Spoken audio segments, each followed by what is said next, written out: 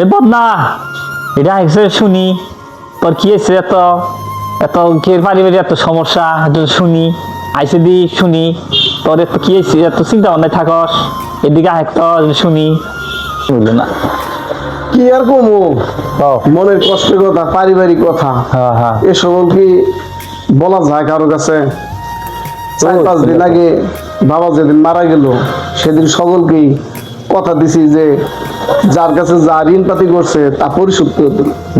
পিছন থেকে বোনটা বলে যে তুমি এতগুলা টাকা কিভাবে পরিশোধ করবা ভাই, তোমারই তো দিন বাদ চলে না।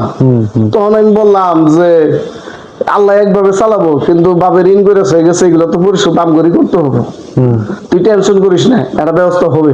হ্যাঁ অবশ্যই পরে সকাল না হইতেই দরজার মধ্যে 4-5 জন নাইয়া ঠুকঠুক হইতেছে। পরে বইনে কইতাছে জয়দেব দেখো সকাল না হইতেই ওই পানাদার বইনে আয়া বসছে। পরে আমি দরজাটা খুলে একটু আগে দেখি যে এক ব্যাংকের লোক আইসা কইতাছে যে ভাই আপনার বাবে তো ওই যে 50টা 60টা ঘুরে 100 টাকা ঘুরে 2 লাখ টাকা জমাইছে হয়ে গেছে আমাদের ব্যাংকে, যাই একটু নিয়ে পরে আর একটু পরে যাই দেখি আরেকজন আইছে আয়া ওই একই কথা বলতেছে যে 50-60 টাকা করে 20 টাকা করে জমাইয়া এই 1,02 টাকা করে দিয়েছে হয়ে গেছে। হ্যাঁ তো এইভাবে প্রায় 5 লাখ টাকার মতো বাবে জমা করেছে হয়ে গেছে। তো পরে চিন্তা করলাম যে একদিন বাবার কাছে একটা নতুন শার্ট চাইছিলাম, দিতে পারলো না, দিল না, তার নিকে মন খারাপ করে কত কথা কইলাম বাবারে। কিন্তু বাবাকে এত কষ্ট করে এক শার্ট 3 বছর গাই দিয়ে এক জুতা 32 বার সেলাই করে পইরা এই টাকাগুলা জমাইছে হয়ে গেছে, কিন্তু আমরা তখন সেটা বুঝতে পারি নাই।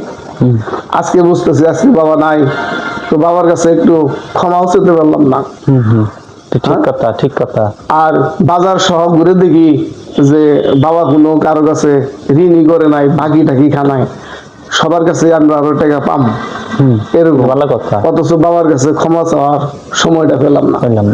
তো আমার একটা মেসেজ সবার কাছে, একটি অনুরোধ, সবাই 1 টাকা 2 টাকা যাই পারেন সঞ্চয় করে রাখবেন। আজকের 1 টাকা সঞ্চয় আগামী দিনের ভবিষ্যৎ। আর বাবা যাদের আছে তাদেরকে অবশ্যই মূল্যায়ন করবেন, অবশ্যই সম্মান করবেন, কারণ একটা সন্তানের জন্য তার বাবা কতটুকু পরিশ্রম করে কষ্ট করে সে বাবাই একমাত্র বুঝে। এটাই আমার শেষ কথা।